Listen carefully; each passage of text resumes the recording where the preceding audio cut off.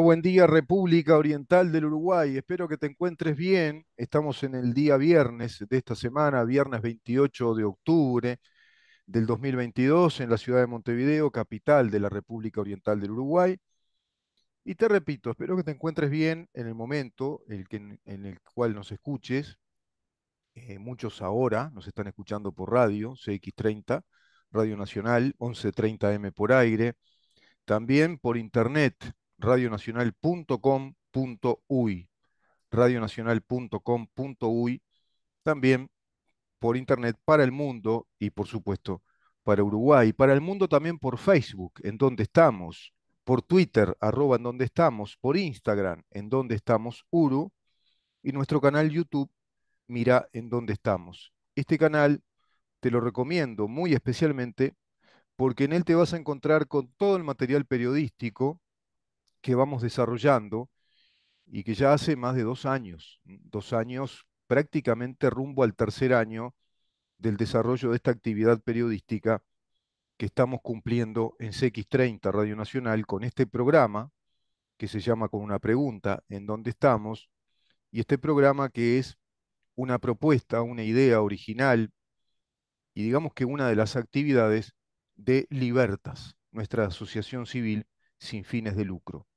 Este programa de radio que tiene su streaming, el que te acabo de dar, que también está incluido en el streaming de la radio, de CX30 Radio Nacional, que tiene su aplicación, además. Después le voy a pedir a Damián que me pase concretamente el nombre de la app de Radio Nacional, porque ahí también pueden entrar y revisar todo el streaming que hace al programa, que día a día Radio Nacional publica las 24 horas, extiende por redes sociales. Así que bueno, agradecemos un montón a la dirección de la radio y a todos los compañeros de trabajo. Muy especialmente agradecemos a Mariana Peralta y Alejandro Barreto, que son nuestros editores oficiales, nuestra community manager, Mariana Peralta, en lo que hace a todas las redes sociales de nuestro programa, es decir, el streaming del programa en donde estamos. Hoy venimos con interesantes propuestas periodísticas. Va a estar Conrado Rodríguez en su columna de los viernes, el doctor Conrado Rodríguez, abogado, pero diputado por el Partido Colorado, quien conversa con nosotros en su columna de los viernes respecto a las novedades que él siempre trae en lo que hace a la actividad parlamentaria, a las novedades legislativas, que es lo que importa recibir de parte de un diputado, de un legislador, de un representante. Vamos a conversar hoy con el vicepresidente del Banco Hipotecario del Uruguay. Mirá qué interesante va a estar esta conversación, esta nota con Marcos Láenz, vicepresidente del Banco Hipotecario del Uruguay, y el lanzamiento ya efectivo de esa ley que es de vivienda promovida. Una ley que plantea el crédito, un crédito accesible para, bueno, para precisamente ciudadanos uruguayos, para grupos familiares. Vamos a conversar con él cómo se trabaja con ese crédito, quiénes pueden acceder al mismo, si hay construcción de viviendas, cuántas, cómo trabaja el Banco Hipotecario del Uruguay. Y cerrando el programa vamos a contar con la presencia del doctor Gustavo Subía, nuestro columnista de los viernes, ex fiscal, doctor en Derecho y Ciencias Sociales, abogado, diputado por el Partido Colorado dentro de su movimiento Tercera Vía. También vamos a conversar con él respecto a temas legislativos, temas que hacen a la vida institucional y que hacen a las políticas públicas que trajo este gobierno y que se convierten en leyes, o las políticas públicas que este gobierno no está desplegando, porque también sabemos que Gustavo Subía es un miembro integrante de la coalición de gobierno, pero con una visión independiente y crítica respecto a cosas que hay que cambiar. Seguramente hablaremos con él del tema cárceles, extensión territorial de la policía. Se podría tratar ese tema también, la extensión territorial de la policía, su logística operativa, asuntos internos, policía de investigación, todo eso vinculado a cárceles y eso a su vez vinculado a la calidad de nuestro sistema de justicia. ¿Qué calidad? ¿Hay calidad en nuestro sistema de justicia? Bueno, bastante deteriorado. Ustedes ya me conocen, saben que soy muy crítico de este sistema de justicia. Podemos emplear esta expresión. Hoy por hoy ya no podemos hablar de poder judicial en rigor. Es decir, ahí hay digamos que un deterioro en cuanto a la separación de poderes que plantea, que establece, que formula la Constitución de la República. Hay un deterioro de la República en ese sentido. Y bueno, el gobierno no ha tomado cartas en el asunto, siquiera desde la Fiscalía General de la Nación, planteando una reforma legislativa como la que plantea el doctor Gustavo Zuia, como para ir a una, digamos, fiscalía colegiada, un órgano colegiado, un órgano integrado por tres jerarcas o personas que sean la cabeza del órgano y no como hoy se plantea, de acuerdo a esta ley, que es una Fiscalía General de la Nación con un fiscal de corte, un órgano unipersonal, pero fiscal de corte que es interino además, que podría haber sido ya removido y tener, digamos, un presidente que haya elegido a su propio fiscal o fiscal de confianza. Como no cuenta con las mayorías parlamentarias para esa designación, en los hechos nos está diciendo el presidente que no tiene la fuerza política para hacerlo. Y se queda ahí con el piloto automático. Pasa lo mismo con la educación, tema que quiero tratar ahora. La educación, reforma educativa, dicen algunos. El doctor Felipe Schipani nos explicaba que se trata de una transformación educativa, porque va más a la raíz de lo que se estaba formulando como un sistema educativo en cuanto a la formación de nuestros futuros ciudadanos cuando sean mayores de edad y deban ingresar al mercado de trabajo, mercado laboral. Bueno, los datos son desastrosos. Es uno de los ostensibles, notorios fracasos del Frente Amplio, un fracaso muy grande, que da unas cifras muy malas, estadísticamente hablando, del 40% de los estudiantes que ingresan a la educación primaria y media, que es obligatoria, según nuestra Constitución, es obligatoria, solo egresan, terminan el ciclo secundario el 40%. Pero de ese 40%, que evidentemente es una cifra global, que licúa muchas situaciones de deterioro muy grande en la sociedad uruguaya, tenemos que desglosar y decir, o desagregar ese dato y decir que un 40% de ese 40% que termina el ciclo secundario es más o menos en las zonas más carenciadas de todo el país el que termina el ciclo secundario. Y en muchos casos siquiera se llega a ese promedio. Es decir, que de 10 chiquilines, de 10 adolescentes en las zonas más carenciadas, en los barrios más pobres, por ejemplo en Montevideo, solo termina uno el ciclo secundario. De esas barritas que veas de a grupos de a 10 adolescentes, uno, con suerte, termina el ciclo secundario. Esos miles y miles y miles, decenas de miles, quizá más, se quedan sin estudio, abandonan el proceso educativo y evidentemente abandonan toda posibilidad cierta de integrarse al mercado de trabajo y desarrollar una vida, digamos, digna, de acuerdo a la convivencia civilizada que plantea un Estado de derecho, un Estado organizado, ordenado, desde los principios de una república. Qué tema, ¿no? Qué deterioro. Y se lo está viendo ese deterioro social muy grande. Se lo ve por doquier, distintas actitudes, conductas que emergieron en estos últimos 10, 12 años, que son irreconocibles para grupos etarios de nuestra ciudadanía, que nos están planteando otro fenómeno, una fenomenología de fractura social muy grande. Ya no solo hay una grieta en lo político partidario o lo político ideológico, que es muy notoria, ¿no? Hay un Uruguay inclinado hacia las premisas de un frente amplio radicalmente ya instalado en el marxismo-leninismo, en el marxismo cultural como bandera de retórica política o de relato. Ese frente amplio evidentemente es una fuerza política que ya responde a la organización marxista políticamente muy fuerte, como lo es el PIT-CNT, que ya de actividad sindical hablamos poco, que en verdad lo que está haciendo es una especie de ejercicio o campaña prerevolucionaria para tomar el poder del Estado y que está en un proceso claro, franco, directo de coacción para con el gobierno, coaccionando, presionando, por momentos pretendiendo chantajear mediante estos mecanismos extorsivos de paros, huelgas, ocupaciones, piquetes callejeros, trancazos por todos lados de la actividad de gobierno, como está pasando con la educación.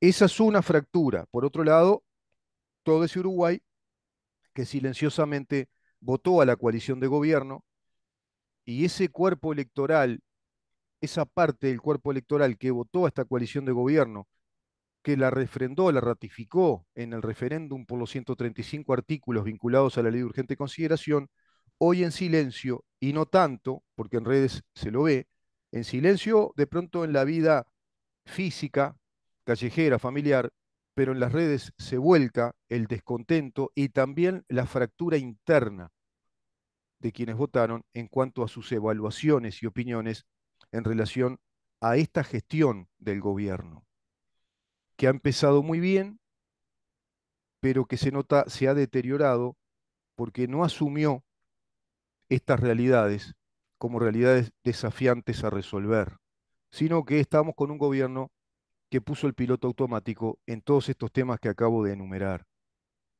Esta actividad sindical prerevolucionaria, extorsiva y distorsiva de la actividad del país.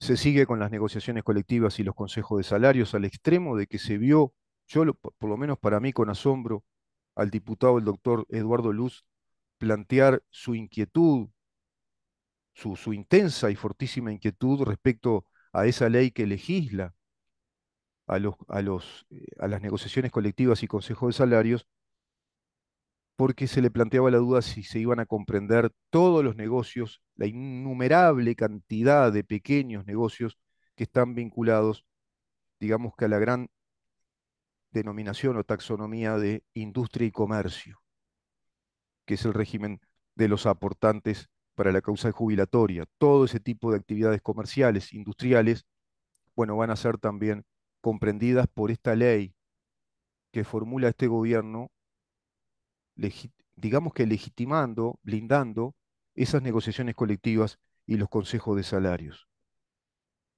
Tema que precisamente se tendría que haber resuelto de otra manera, porque está perjudicando gravemente la vida económica del país, la actividad de las inversiones.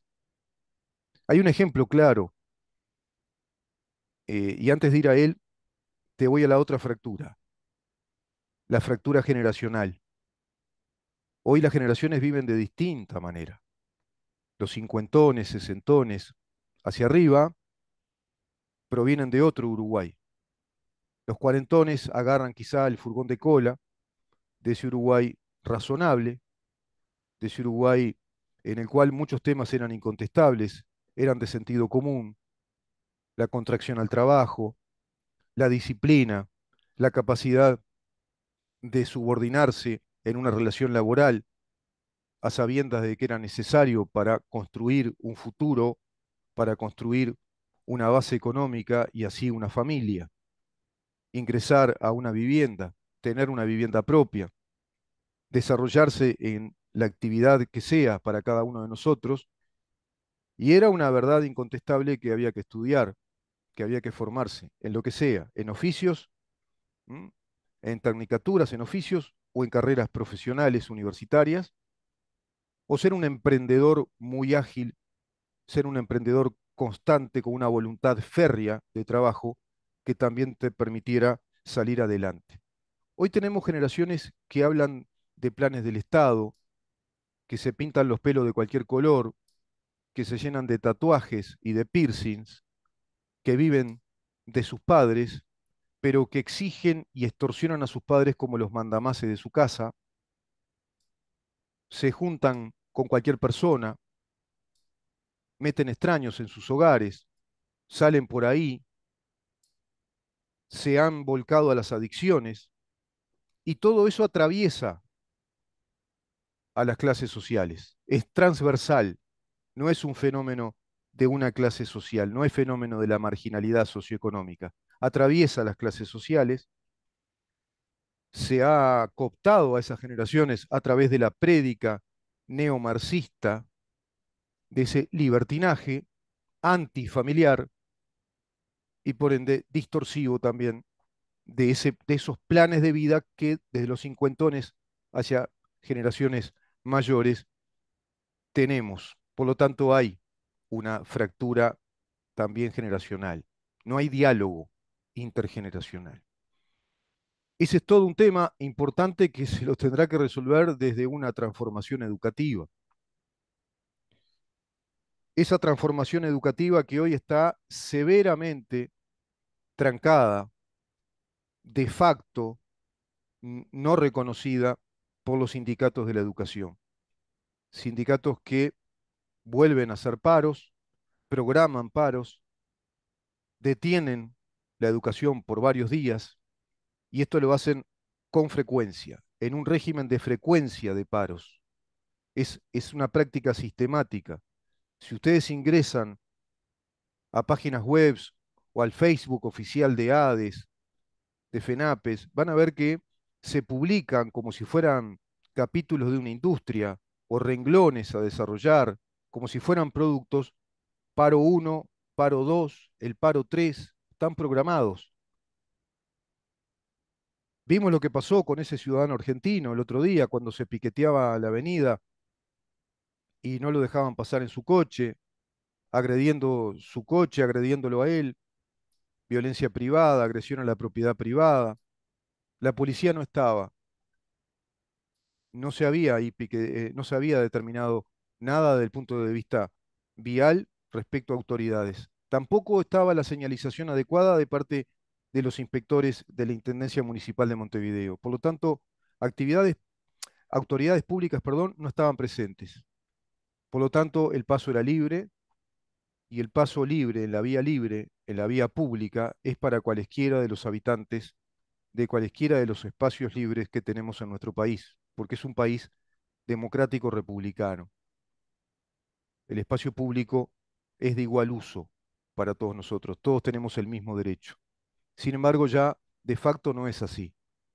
Cada vez que ocurren estas cosas, ocurren estos piquetes, estos amotinamientos, estas ordalías, estas turbas de gente que salen a prepotear, a escandalizar las calles, a hacer toda esa bulla, ese ruido, provenientes de los sindicatos, en este caso de la educación.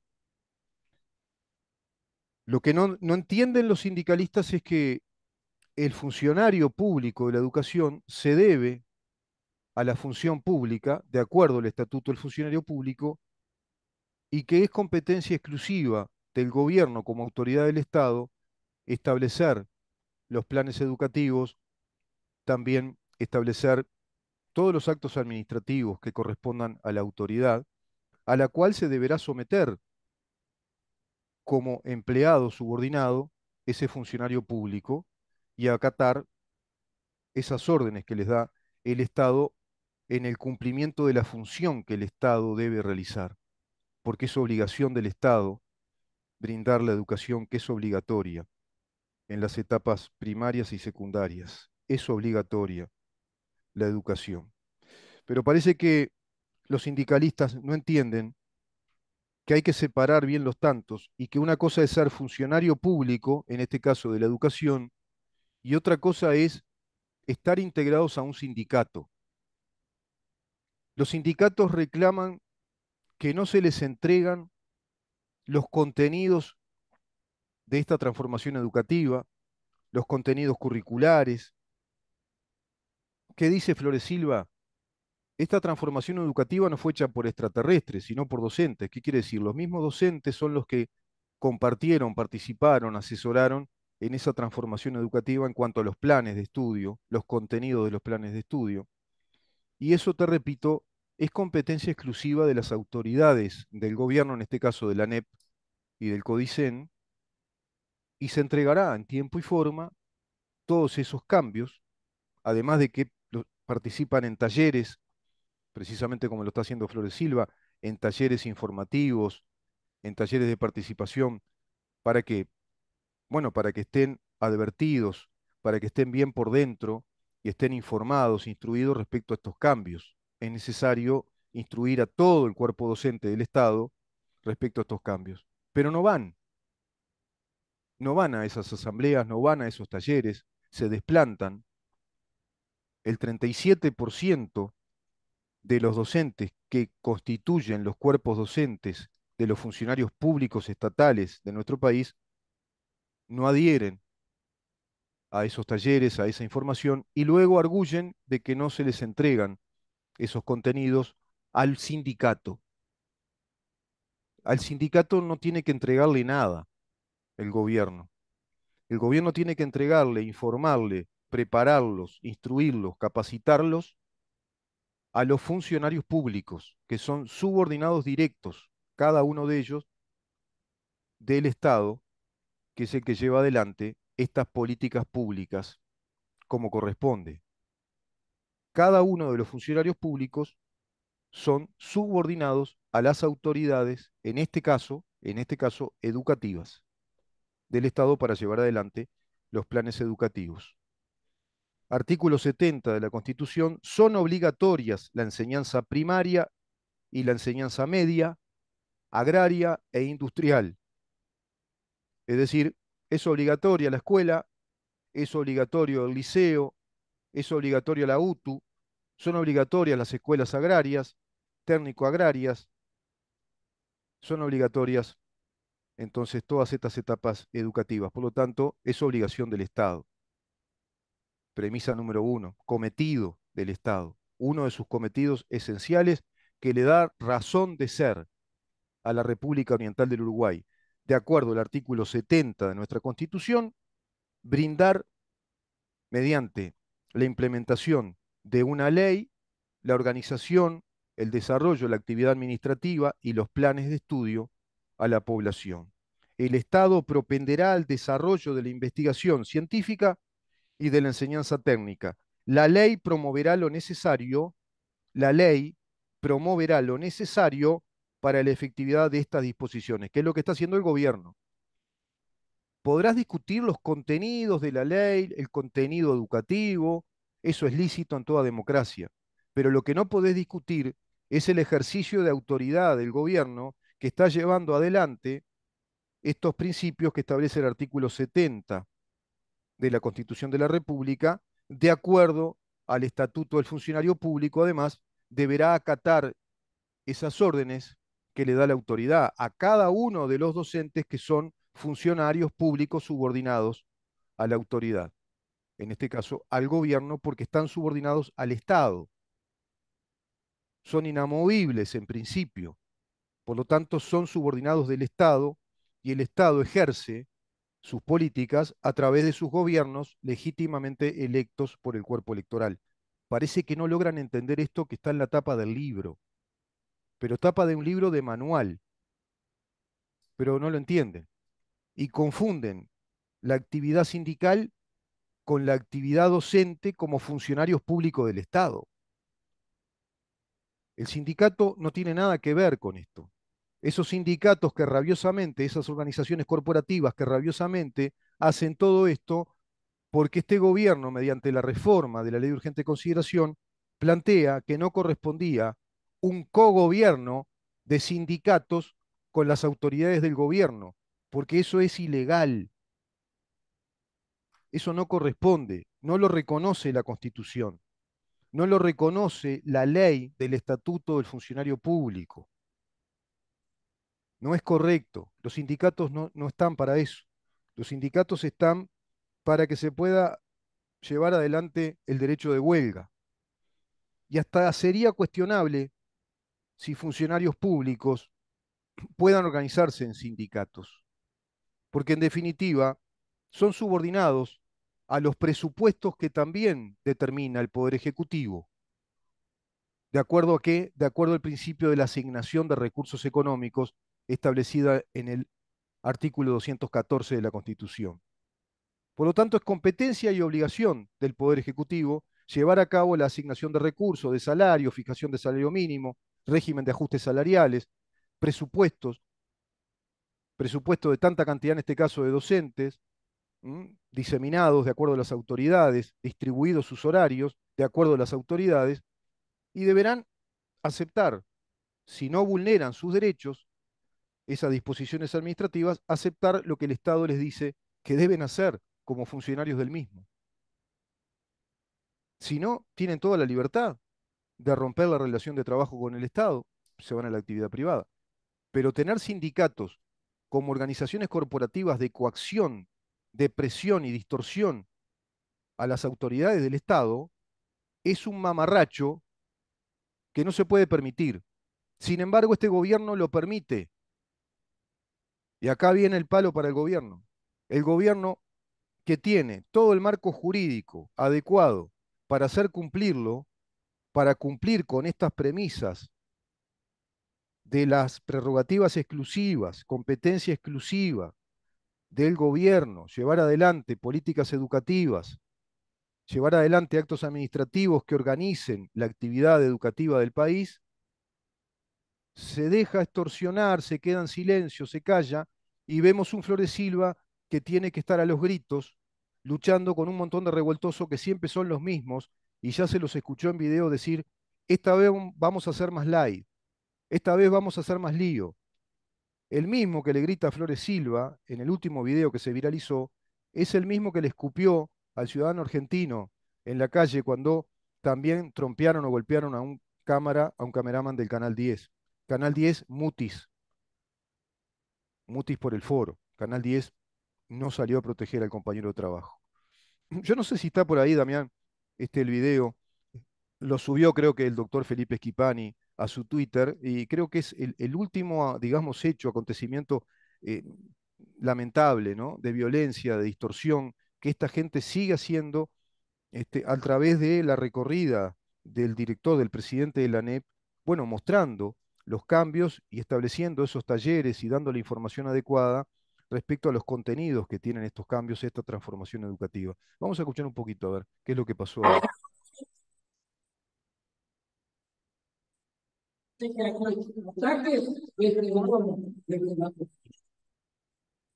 Quiero decir a la gente que el Instituto para es una sede remontada a nuevo en las calles Colonia, Bueno, se escucha bastante mal, ¿no? Este, bueno, vamos a seguir adelante. Bueno, el hecho entonces es así. El hecho es que hay mucha distorsión, paro, huelga, ocupaciones,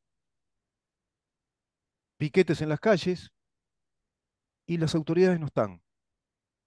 Tendrá que tomar cartas en el asunto el gobierno. Va a tener que hacer respetar la ley. Va a tener que ejercer el principio de autoridad, disposiciones de autoridad, determinar prontamente cuando ocurren estas cosas la autoridad, porque así va a ser imposible. El gobierno, pienso yo, tendría que haber previsto, no es la palabra haber sabido, sino prever, haber contemplado que esto iba a pasar, porque hay todo un sector del sindicalismo de la educación, reaccionario, conservador, que está ultra radicalizado en las premisas y prerrogativas de manual del Foro de San Pablo para construir una sociedad colectivista, marxista. Y evidentemente este plan de transformación les indica a sus cabecitas que no se puede, que se interrumpió ese plan educativo que arrojó ese deterioro brutal, ¿no?